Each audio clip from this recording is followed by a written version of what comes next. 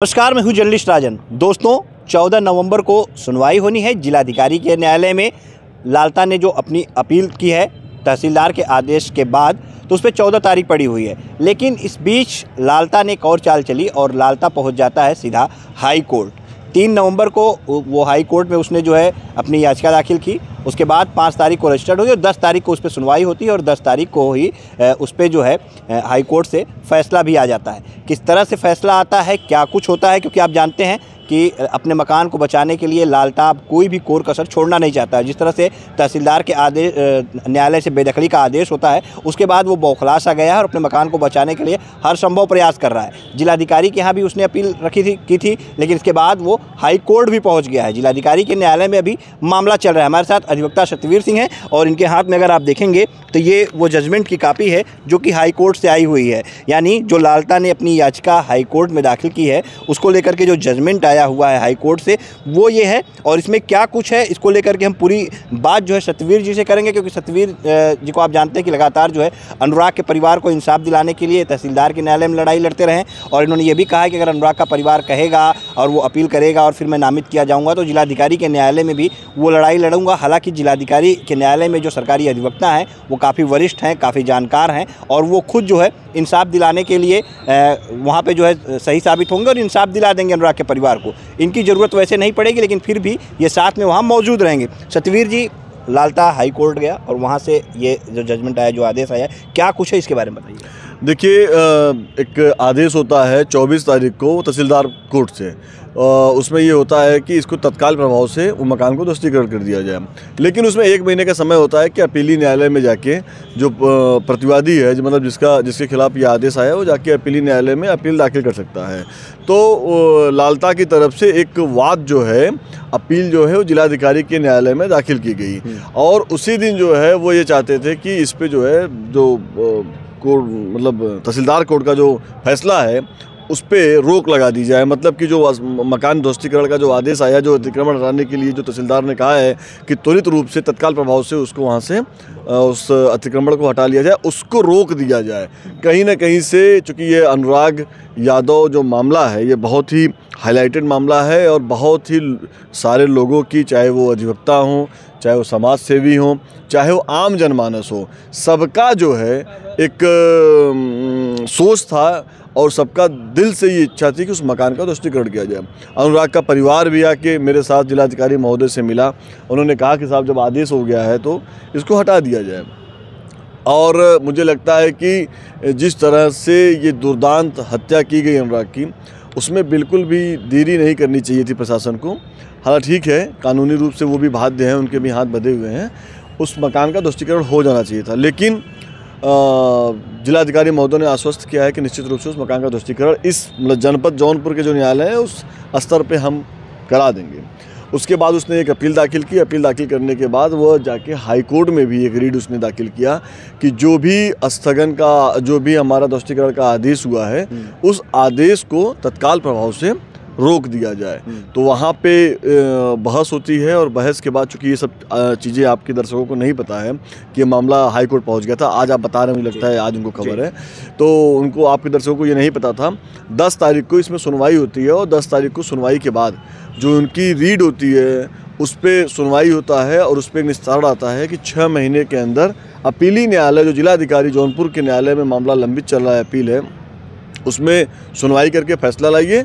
और 10 तारीख को, चूँकि इन्होंने स्थगन आदेश की बड़ी मांग की थी, वहाँ पे सरकारी अधिवक्ता और बहुत सारे लोगों ने मिल के वहाँ पे इसका विरोध किया कि नहीं, मकान गिरने का ध्वस्तीकरण का जो आदेश है उसको स्थगन नहीं करना चाहिए। लेकिन न्यायालय ने 2 हफ्ते का, चूँकि 10 तारीख को ये आदेश है, 10 तारीख से लेकर 24 तारीख तक के लिए हाई कोर्ट ने उसको, उसमें कोई तोड़ फोड़ ना हो या उस पर बुलडोजर न गिरे, उसके लिए उन्होंने रोक लगा दी है। और हाई कोर्ट ने एक जजमेंट दिया है कि 6 महीने के अंदर, उन्होंने लिखा है कि preferably with in a period of 6 month and the application form the, मतलब कि उन्होंने लिखा है कि 6 महीने के अंदर जो भी आपकी सुनवाई होनी है अपीली न्यायालय में, आप करा के और एक फैसला आप जिलाधिकारी को, जौनपुर को उन्होंने निर्देशित किया है। लेकिन 2 हफ्ते तक अब उस मकान पे निर्माण, मकान पे कोई भी अतिक्रमण जो है उसको हटा प्रशासन मतलब जबरदस्ती कोई भी बलपूर्वक कोई कार्रवाई नहीं की जबरदस्ती प्रशासन के द्वारा उस पर कोई कार्रवाई नहीं की जा सकती है। तो 10 तारीख का ये आदेश है। आज तारीख कितनी हो गई है? आज 12 हो गई है। 24 तारीख तक के लिए उस मकान को न गिराया जाए, उसके लिए उच्च न्यायालय का स्थगन आदेश जिलाधिकारी महोदय को और भी आया है निर्देश, और कॉपी हमारे पास है। अच्छा, हमें तो नहीं लगता है कि 24 तारीख तक कोई कार्रवाई जो है जिला प्रशासन करता, क्योंकि जिस तरह से जिलाधिकारी को भी देखा गया, उन्होंने भी कहा कि नहीं समय होता है वो अपील करेगा, और उसने यहाँ पे भी अपील किया हुआ था और उस पर उन्होंने 14 तारीख दी थी, 14 को सुनवाई होनी है। तो हमें नहीं लगता कि मतलब कोई बलपूर्वक कार्रवाई अगर करना होता तो प्रशासन बहुत पहले कर चुका होता, जो कानूनी प्रक्रिया के तहत ही कर रहा है। तो इसका क्या मतलब है कि लालता डर सा गया है कि मकान उसका गिरने वाला है और अब गिर जाएगा, क्योंकि तहसीलदार ने आदेश भी कर दिया है, तो उसे ये लग रहा है कि अब मैं बचूंगा नहीं, मेरा मकान बचेगा नहीं, इसलिए वो भाग कर हाई कोर्ट गया। देखिए, ऐसा है कि जो लालता के अधिवक्ता हैं और जो लालता है खुद, चूँकि जो कुकर्म करता है उसके अंदर डर होता है, जो काल कोठरी में रहता है उसको काली लगती है। तो लालता को ये तो पता ही है कि हमारा मकान गिरेगा, उसको तो ये, चूँकि उसने जो 1 साल तक, उसकी सबसे बड़ी उपलब्धि ये रही कि उसने तहसीलदार के न्यायालय में 1 साल तक उस मुकदमे को चलाया, उसकी उपलब्धि है इस तरह की। तो अब उसको ये पता है कि तहसीलदार के न्यायालय में मामला सब कुछ क्लियर है, 6 पन्ने 6.5 पन्ने का जजमेंट आ गया है, जिला अधिकारी के यहाँ वो टिकने वाला नहीं है, उच्च न्यायालय में वो टिकने वाला नहीं है, तो वो साम दाम दंड भेद लगा रहा है।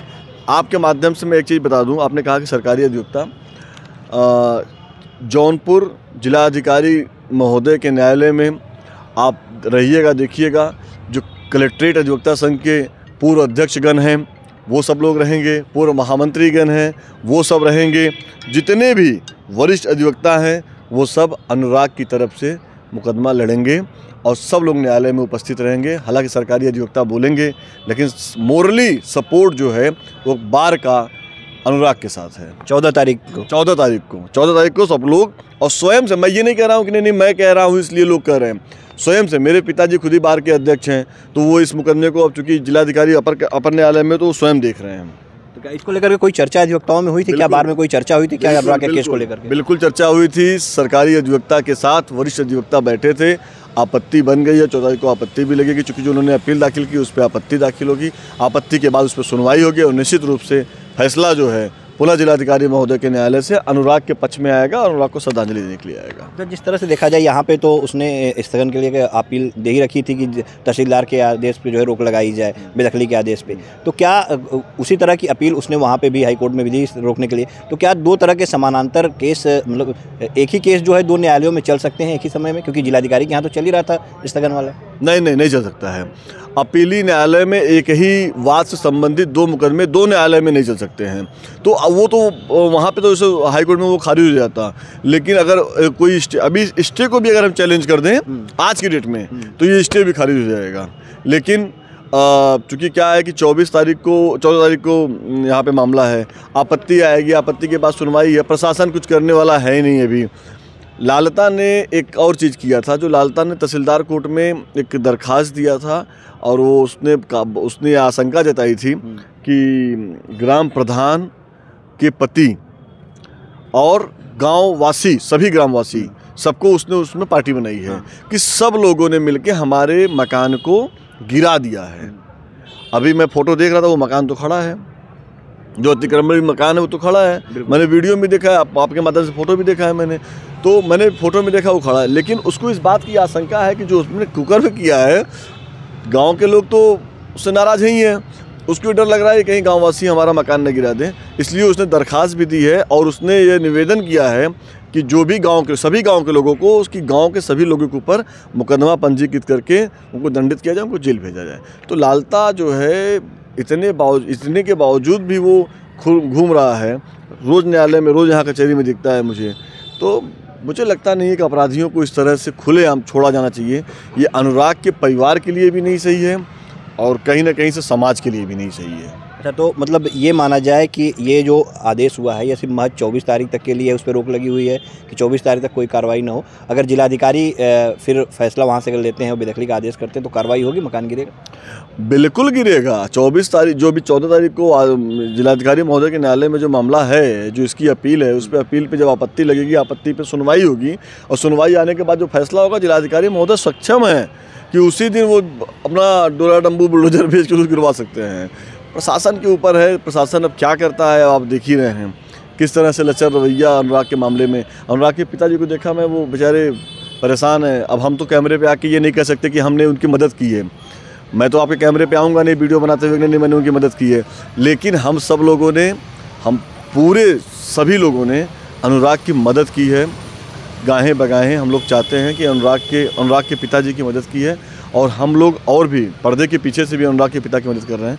हम आके सामने से मदद तो नहीं करेंगे, लेकिन पीछे से अनुराग की मदद करें और सामने से भी मदद करेंगे।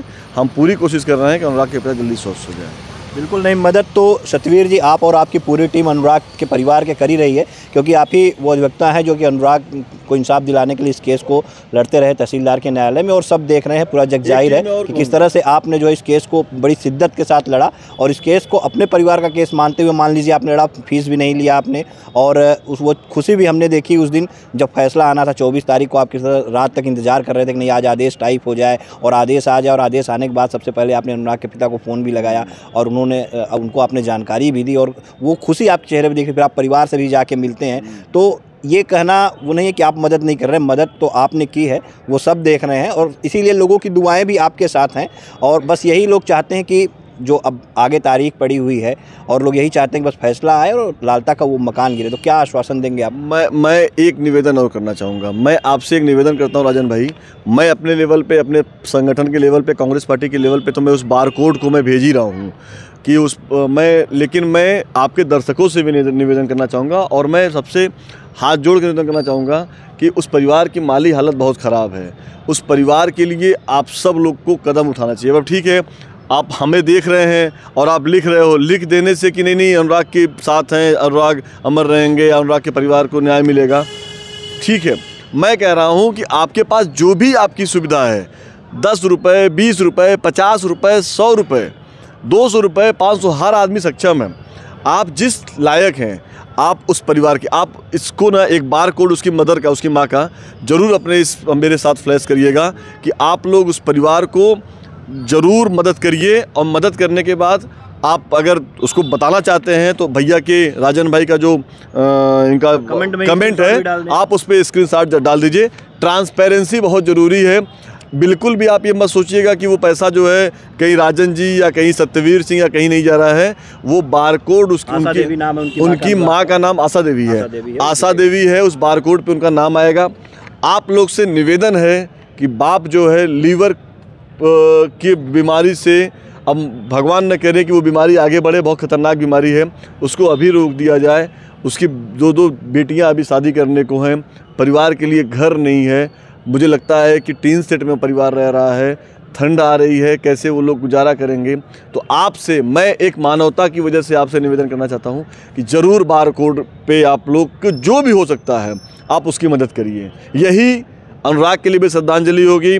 आप किसी की मदद करेंगे तो निश्चित रूप से ऊपर वाला आपकी मदद करेगा। मैं यही आपसे निवेदन करना चाहूँगा। हाँ बिल्कुल, तो सतवीर जी ने अपील की है, आप लोग ध्यान दीजिएगा और अनुराग के परिवार की मदद कीजिए।